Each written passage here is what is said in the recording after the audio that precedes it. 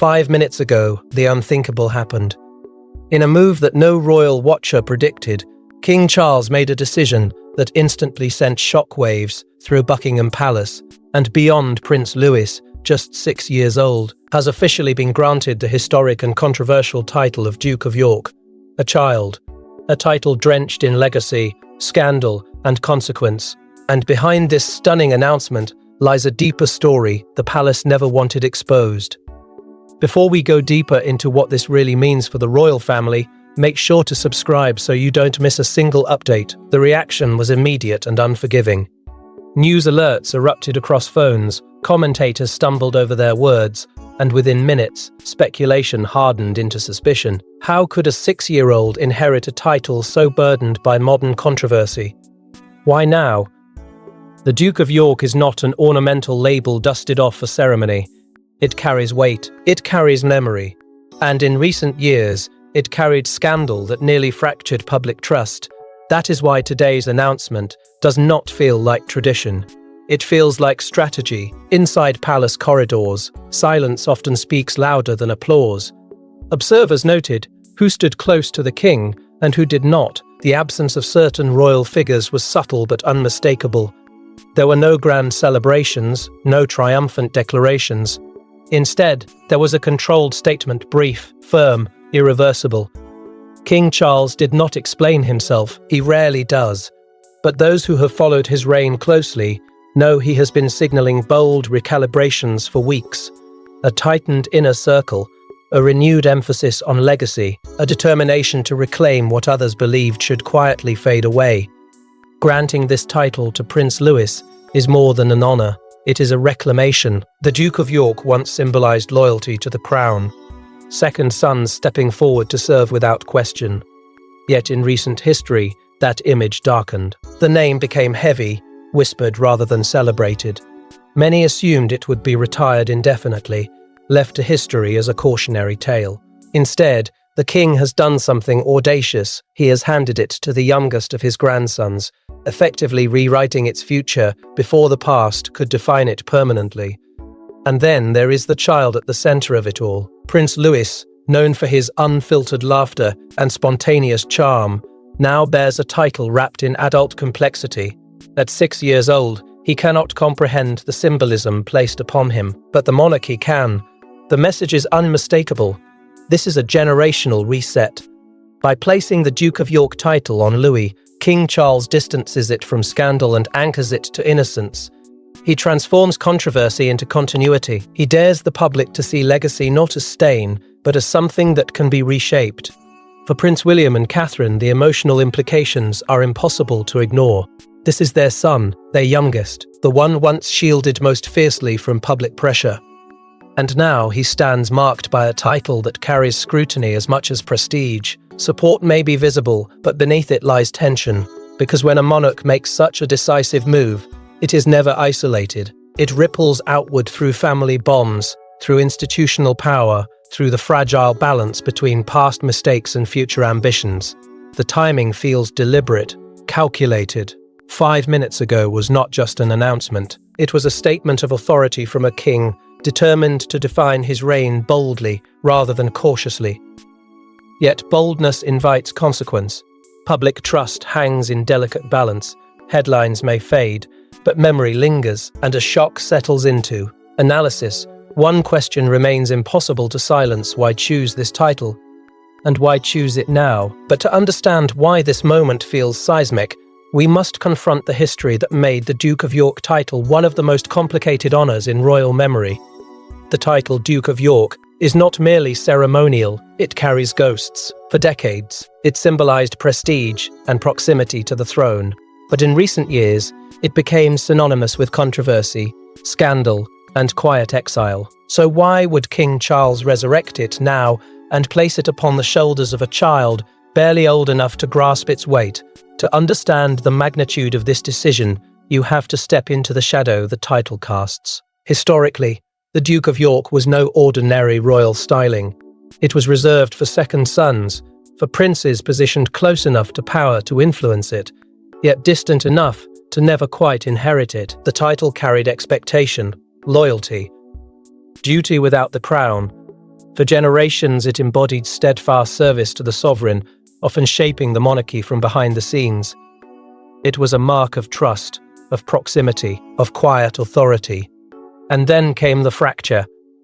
The previous chapter of York did not end with ceremony, but with retreat. Public confidence wavered, headlines hardened. The palace did what it has always done in moments of crisis. It withdrew, recalibrated, and distanced itself. Titles were discussed in whispers. Public appearances became scarce. The name York shifted from dignified to delicate. For many observers, the assumption was clear. This was a legacy best left untouched, allowed to fade into institutional memory rather than reignited in public view. But King Charles has never been a monarch driven by fear of discomfort. Long before his accession, he spoke of modernization, of trimming excess, of shaping a monarchy that could survive scrutiny in a rapidly changing world. He understood something fundamental: retreat can sometimes signal weakness, while reclamation signals control. By reviving the Duke of York title, instead of quietly retiring it, he sends a message that the crown does not abandon its history. It confronts it, reframes it, reclaims it. That boldness is not accidental. Subtle clues have surfaced for years. A renewed emphasis on legacy restoration, a quiet insistence that past controversies do not define the institution forever, strategic language about continuity and resilience. These were not random remarks, they were groundwork. The king has been preparing the public, slowly, patiently, for decisive moments like this. The decisive moments like this, moments where he would demonstrate that reform does not always mean erasure, it can mean transformation. Yet the emotional fallout lingers. Public trust, once shaken, does not mend overnight.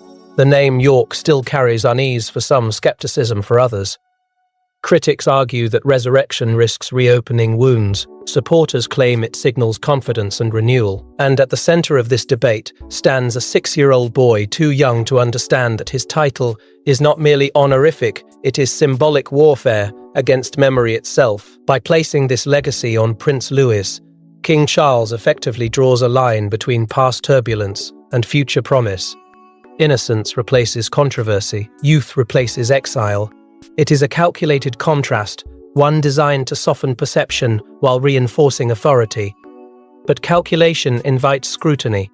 Was this an act of redemption, of defiance, or of strategic distraction at a critical moment for the crown? The monarchy thrives on symbolism, and symbolism rarely arrives without intention. Reviving York is not just about restoring a title, it is about restoring control over narrative. It is about declaring that the institution, though bruised, remains sovereign over its own legacy. Still, history alone cannot answer the deeper question echoing through palace corridors and public discourse alike. Yet history alone doesn't explain why Prince Louis, why now, and what this means for the future line of succession. Prince Louis has always been the monarchy's spark of joy, the playful royal who melted hearts from palace balconies. But today, that laughter meets legacy. At 6 years old, he becomes more than the youngest son of the future king. He becomes a symbol, a statement, a strategic move in a game he never chose to play. For years, Louis has been seen as the carefree one, the child who pulled faces during solemn ceremonies. The little prince whose spontaneous waves and unfiltered expressions reminded the world that even within ancient institutions, innocence survives. That public persona became a comfort to many, a sign that the future of the monarchy still had warmth. But behind the smiles lies another reality. Royal children do not grow up untouched by expectation. Titles do not wait for maturity. And now, with the Duke of York placed upon his name, Louis steps onto a path that was never simply playful. This is not just an addition to his identity, it is a redefinition of it. Before this moment, Louis' trajectory seemed predictable. He would support his elder brother, Prince George, who carries the destiny of kingship. He would stand alongside Princess Charlotte, forming the steady second line of continuity. His role appeared flexible, perhaps lighter, perhaps freer. But a dukedom alters perception. It anchors him to responsibility earlier than anyone anticipated. It signals that his life will not merely orbit the throne, it will reinforce it in ways that are being quietly shaped right now. Within the Wales household, the emotional shift must be profound. Prince William understands the burden of early expectation better than anyone. He knows what it means to grow up, watched, analysed, moulded. Catherine, fiercely protective of her children's normalcy, has fought to give them grounding in a world built on hierarchy. And now, their youngest son carries a title that invites scrutiny before he can fully comprehend it. Pride may be present, so may apprehension. Because once the public sees a child as a symbol, it becomes harder for that child to simply be a child. The sibling dynamic inevitably changes too, even if subtly. George's future as heir remains clear. Charlotte's role as steadying force is already emerging, but Louis now holds something distinct, a reclaimed legacy wrapped in controversy and expectation. Titles create lanes. They define hierarchy, even among brothers and sisters. Though affection will not falter, perception might. And perception, within royal life, shapes everything. There is also the pressure of the name itself. Duke of York does not arrive without historical echo. It demands redemption. It demands transformation. Louis may one day come to understand that his title was granted not only as honour, but as strategy. Is innocence attached to legacy, youth attached to reclamation? The monarchy is, in essence, asking him to embody renewal. That is a heavy burden for small shoulders, and quietly, almost imperceptibly, this moment repositions him within the institution. He is no longer simply the charming youngest son. He is a structural piece in the monarchy's future architecture. His appearances, his education, his public duties will gradually reflect this recalibration. What seems symbolic today may become central tomorrow. Because while Louis may wear the title, the decision speaks volumes about King Charles himself. King Charles has waited a lifetime to rule, and now every move he makes carries intention. Granting the Duke of York title to Prince Louis wasn't impulsive. It was deliberate, strategic, and possibly defensive. Because behind palace doors, this decision may represent more than legacy. It may signal a silent rebalancing of royal power. For decades, Charles stood in preparation, studying the machinery of monarchy from the position of heir apparent. He witnessed triumphs and crises. He absorbed lessons about public loyalty and institutional fragility. When he finally ascended the throne, he did so with a clear objective: refine the crown, streamline it, protect it from excess and erosion. This was never going to be a passive reign. It was always going to be corrective, and corrective leadership demands bold gestures. Reviving the Duke of York title fits squarely into that philosophy. Rather than allowing controversy to permanently stain a branch of royal identity, Charles has chosen to confront it head-on. The authority to grant titles rests firmly with the monarch. It is one of the crown's most visible powers, symbolic, yet potent. By bestowing this particular dukedom upon Prince Louis, Charles reminds both family and public that legacy is not dictated by headlines. It is directed by the sovereign, but beneath that authority lies calculation. There have been subtle tensions within royal households for years, differences in vision, in tone, in approach to public life. Charles understands that unity must be projected, even if alignment is not always seamless. By anchoring the Duke of York title within the Wales line, he strengthens the central pillar of succession. He consolidates symbolism around the future of the monarchy, rather than allowing fragmented narratives to linger. This is not merely about honouring a grandson. It is about reinforcing a structure. It also signals generational transition. Scandal belongs to the past. Youth represents continuity. By attaching the title to Louis, Charles shifts public focus from what was lost to what can be rebuilt. It is a psychological pivot. Instead of defending history, he reframes it. Instead of retreating from a controversial legacy, he absorbs it into renewal. That is not recklessness. That is narrative control. Timing, too, carries weight. Decisions of this magnitude are rarely random. Moments of public scrutiny, whispers of instability, or quiet doubts about direction often precede decisive action. A strong monarch acts before uncertainty grows louder. Granting this title now may serve as reassurance that the crown remains confident, decisive, and unwilling to let past turbulence dictate future posture. It is stability expressed through symbolism, yet such decisiveness can unsettle as much as it reassures. Not every royal voice may have welcomed this revival. Some may have preferred silence over reclamation. Others may question the wisdom of placing a complex legacy upon a child so young. These are not debates likely to surface publicly, but institutions built on hierarchy often carry undercurrents beneath polished statements. Still, Charles appears unmoved by hesitation. His reign is defined not by avoiding discomfort, but by reshaping it. In elevating Prince Louis as Duke of York, he draws a line between eras, declaring that the monarchy will not be paralyzed by controversy, nor will it allow symbolic power to lie dormant. He is asserting authorship over history itself.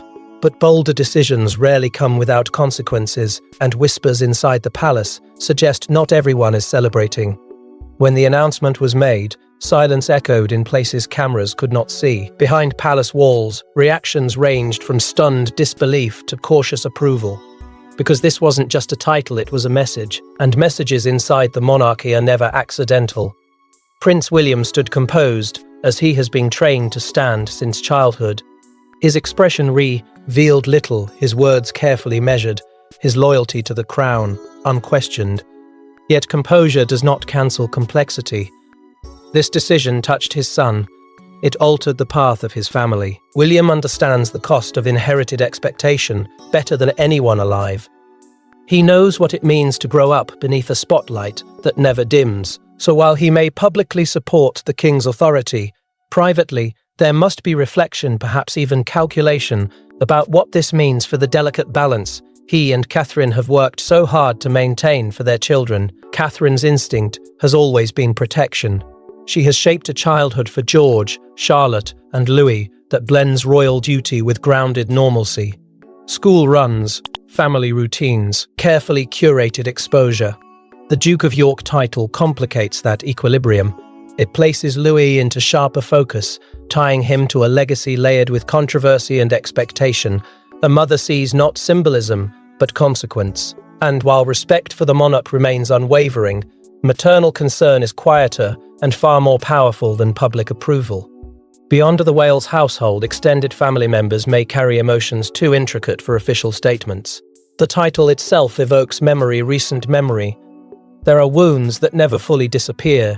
They simply settle beneath the surface. For some, the resurrection of York could feel like reopening a chapter many wished would remain closed. For others, it might represent a necessary reclaiming, a chance to redefine what that name stands for. Inside royal life, loyalty often coexists with discomfort.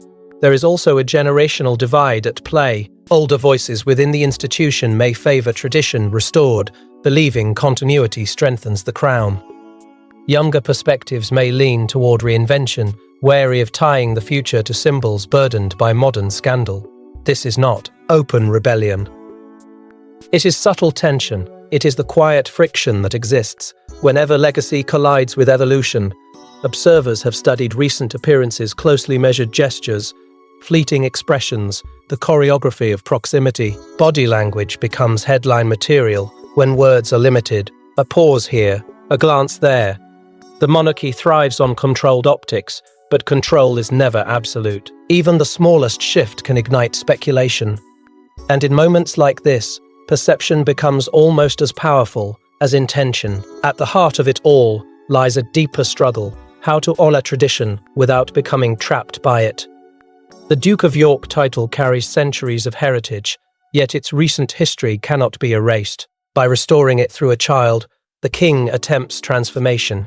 But transformation demands consensus, and consensus within a family as complex as this one is rarely simple. Still, unity must prevail publicly. That is the unspoken rule. Disagreement, if it exists, remains behind guarded doors. Support is displayed. Stability is emphasized. The monarchy understands that visible fracture invites vulnerability, yet beneath polished statements and composed appearances, emotional currents move quietly, shaping relationships in ways the public may never fully see. And as internal reactions settle into cautious acceptance or unresolved doubt, the greater storm gathers beyond palace walls. Outside the palace gates, however, the public response proved even more unpredictable. Within minutes, headlines exploded across the globe. Social media ignited. Commentators split into camps. Some hailed the move as a brave reclamation of tradition. Others called it reckless. But in the age of public scrutiny, perception can shape destiny, and King Charles knows that better than anyone. The first wave was pure shock. Breaking news banners framed the announcement as historic, unprecedented, even audacious. Analysts dissected every word of the palace statement, searching for hidden motives between carefully chosen phrases. Was this redemption? Was it distraction? Or was it a calculated attempt to seize control of a narrative that had long hovered uncomfortably over the crown? Within hours, opposing viewpoints hardened. Supporters praised decisiveness, arguing that restoring the Duke of York title signaled confidence rather than retreat. Critics questioned the wisdom of attaching a complex legacy to a 6-year-old child. The debate quickly transcended royal watchers and entered mainstream discourse. Younger voices online challenged the symbolism, asking whether modern institutions should carry forward titles burdened by controversy. Traditionalists pushed back, insisting that heritage cannot be selectively erased without weakening continuity. The monarchy has always relied on ritual and memory, but now, memory itself became the battleground. What should be remembered? What should be redefined? And who gets to decide? International reaction intensified the stakes. Across Commonwealth nations, commentators weighed the implications of reviving a title that had recently carried reputational strain. Some framed it as a bold assertion of stability. Others saw it as tone-deaf to shifting public sentiment in countries already questioning their constitutional ties. The crown's image abroad has grown increasingly delicate in recent years. Every symbolic act reverberates far beyond palace gates, and this one, deliberate and unmistakable, echoed loudly. The monarchy's modern reputation hangs in a careful balance between reverence and relevance. It must appear rooted in history yet responsive to change. By reclaiming the Duke of York title, King Charles walks that tightrope with visible intent. If the move succeeds, it will redefine the narrative, transforming controversy into renewal through generational contrast. If it falters, it risks reinforcing skepticism among those who already view royal symbolism as outdated or insulated from accountability. Polling data began shifting almost immediately. Early surveys reflected division rather than consensus. Trending conversations revealed a nation debating identity as much as inheritance. For some, the gesture felt like closure, a line drawn under a painful chapter. For others, it felt premature, even provocative. And beneath the numbers lies something more intangible: trust. The monarchy survives not by decree alone, but by collective belief in its steadiness. Risk and reward intertwine in moments like this. Charles is no stranger to long-term thinking. He understands that reshaping public memory requires bold strokes, not timid edits. By placing the Duke of York title in the hands of youth, he attempts to redirect perception away from scandal and toward continuity. Yet perception resists manipulation. It evolves through conversation, criticism, and time. What makes this moment so volatile is not the title itself, but the symbolism it carries in a hyper-connected world. Every choice is amplified, every gesture scrutinized. The crown cannot rely solely on tradition to shield it from modern judgment. And as debate intensifies, one truth becomes unavoidable. This is no longer merely a family decision. It is a national conversation about what the monarchy represents and what it is willing to risk to protect its narrative. Yet beyond headlines and hashtags lies the question that truly matters: what does this mean for the future of the throne? Titles are more than ornaments, they are chess pieces. And by placing Duke of York into Prince Louis's future, King Charles may have quietly redrawn the monarchy's long-term blueprint. Because in royal politics, symbolism today often dictate, and power tomorrow. On the surface, this may appear ceremonial, even sentimental. A grandfather honoring a grandson, a king restoring a dormant title. But beneath the warmth of that narrative lies strategy. Louis is no longer simply the youngest child in the Wales family. He is now positioned as a structural figure within the institution's architecture. The Duke of York has historically represented proximity to power without directly inheriting it. That placement carries unique influence. It allows for visibility, diplomatic weight, and institutional presence without the direct burden of kingship. In the years ahead, as Prince George prepares for the inevitability of the throne, and Princess Charlotte carves her own stabilizing role, Louis' path may become distinctly defined. A titled prince often receives expanded ceremonial responsibilities, overseas engagements, and symbolic representation of the crown's adaptability. The groundwork for that trajectory begins now. Early definition creates expectation. Expectation shapes opportunity, and opportunity within royal systems becomes destiny. This decision also fortifies the Wales branch as the undisputed centre of continuity. By embedding the Duke of York title within William's immediate family, Charles tightens the circle of symbolic authority around the future reign.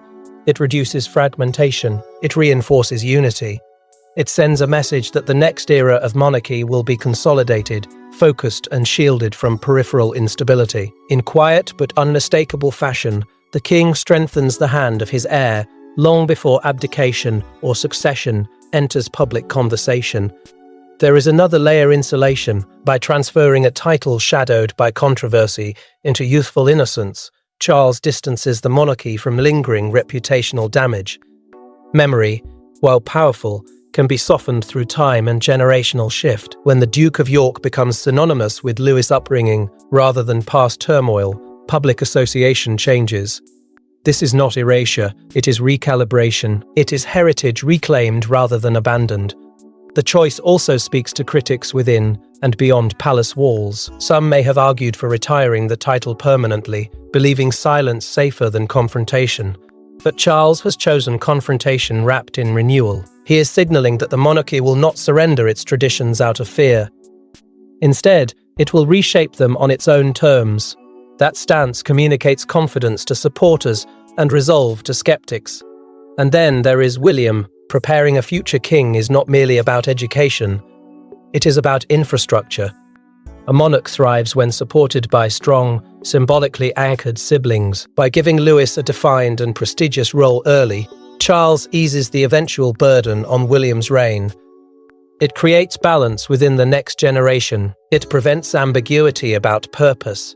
It ensures that when the crown passes, the surrounding framework is already solidified. But strategy, however precise, cannot predict every outcome. Symbols evolve, public interpretation shifts. What appears as calculated brilliance today may be reassessed tomorrow, and beneath the grand design lies something far more intimate than diplomacy or perception. Because while titles influence power and legacy, they also shape identity. But perhaps the most profound impact of this moment won't be political, it will be personal. At just 6 years old, Prince Louis now carries a title layered with history, expectation, and silent controversy. Childhood inside palace walls was never ordinary, but this changes everything. Because one day he will look back at this moment and understand that it marked the end of innocence. Royal identity begins long before understanding. It seeps into daily routine, into how one speaks, stands, and exists in public. For Louis, that process has now accelerated. A name once spoken with affection is now followed by a designation that carries centuries of weight. Duke of York is not a playground nickname, it is a signal. A reminder that even laughter can coexist with legacy. The psychological imprint of such a shift may not reveal itself immediately, but over time, it shapes self-perception. When a child realizes that the world views him not simply as himself, but as a symbol, something changes quietly within. Growing up under scrutiny has always been the price of royal birth. Cameras, commentary, interpretation, these form a backdrop to ordinary milestones. But a title intensifies focus. It sharpens expectation. The playful prince who once charmed the public through spontaneity now stands framed by historical meaning. Every gesture, every expression may gradually be read through a different lens. Public fascination becomes constant, not episodic. And fascination, while flattering, can feel confining. Within the Wales family, the balancing act becomes more delicate than ever. William knows firsthand how early responsibility can blur the line between childhood and duty. He understands that pressure does not announce itself loudly, it accumulates slowly, invisibly. Catherine, fiercely attentive to emotional grounding, has built an environment designed to preserve normalcy wherever possible. Yet normalcy narrows when titles attach new expectation. Protecting innocence becomes more complex when innocence is tied to national symbolism. The contrast between privilege and pressure grows sharper in moments like this. Louis will inherit access, influence, and opportunity most can only imagine. He will also inherit scrutiny, judgment, and a lifetime of comparison. That duality defines royal existence. Success and suffering walk side by side. Celebration and sacrifice coexist. A titled childhood offers grandeur but demands resilience. And resilience at such a young age must be carefully nurtured. There is also the matter of memory. One day, Louis will study this chapter in hindsight. He will learn about the debates, the divided reactions, the strategic implications that swirled around his name. He may understand that his title was not solely an honor, but a turning point within a broader narrative of reclamation. That realization can inspire pride or weight. Perhaps both. The monarchy often asks its youngest members to grow into meaning before they can fully define it themselves. And yet, within that complexity lies possibility. Identity is not only imposed, it is shaped over time. Louis may transform the Duke of York title into something entirely new. He may carry it with ease. He may redefine it through character rather than controversy. But such outcomes belong to the future. For now, the immediate reality remains. Childhood has subtly shifted. The carefree prince stands on the threshold of expectation. The dust may settle publicly, but internally, the implications will continue to unfold quietly, because beyond headlines and symbolism, beyond strategy and succession, lies the personal cost of legacy. And as the dust settles, one truth becomes impossible to ignore. 5 minutes changed everything. What seemed like a ceremonial gesture now stands as one of King Charles's boldest acts as monarch. Prince Louis is Duke of York, and whether history judges this move as redemption or risk will depend on what unfolds next. This was not a minor adjustment within royal protocol. It was a declaration. Early in his reign, King Charles has made it unmistakably clear that he intends to shape the monarchy rather than simply inherit its momentum. By restoring a title many believed would remain dormant, he has cemented his authority in a way that feels both calculated and unyielding. He is not ruling cautiously in the shadow of controversy. He is stepping directly into it, reshaping it, and daring the public to follow his lead. In doing so, he attempts something profoundly ambitious, reclaiming narrative from scandal. The Duke of York title once carried uncomfortable associations, recent enough to linger in public consciousness. But narrative, like legacy, can be redirected. By placing that name into the hands of a child untouched by past turbulence, Charles reframes the conversation. He shifts the lens away from what was and toward what might be. It is not an erasure of memory, it is a gamble on renewal. This is the monarchy choosing reinvention over retreat. For an institution often accused of clinging too tightly to tradition, this move signals adaptability through bold symbolism. Instead of discarding a complicated chapter, the crown absorbs it and attempts transformation. That requires confidence. It requires risk tolerance. It requires belief that public perception, though volatile, can evolve when given time and contrast. At the heart of this moment lies generational transfer. Controversial legacies do not disappear on their own. They must either be buried or reborn. Charles has chosen rebirth. In elevating Louis, he passes forward not only privilege, but the responsibility of redefining what Duke of York will mean in the decades ahead. This is where strategy meets vulnerability, because rewriting public memory is never guaranteed. It succeeds only if future conduct aligns with present intention. And then there is Louis himself. One day he will look back on this moment as the quiet hinge upon which his life turned. He may carry the title lightly, transforming it into something associated with service, diplomacy, and modern stability, or he may struggle beneath its inherited weight.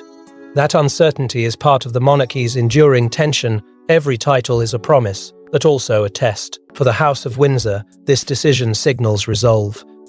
It announces that the crown will not allow controversy to permanently dictate its course. It suggests a willingness to confront discomfort rather than retreat from it.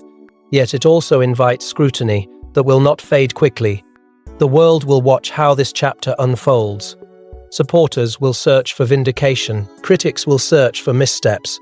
What began as a single announcement now stands as a defining act of King Charles's reign.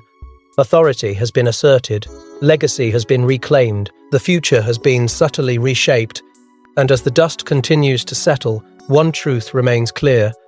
The story does not end here, because in the monarchy, titles are never just names, they are destinies waiting to unfold. And this story is only just beginning. Thanks for watching. Please don't forget to like and subscribe, and we will see you in next one.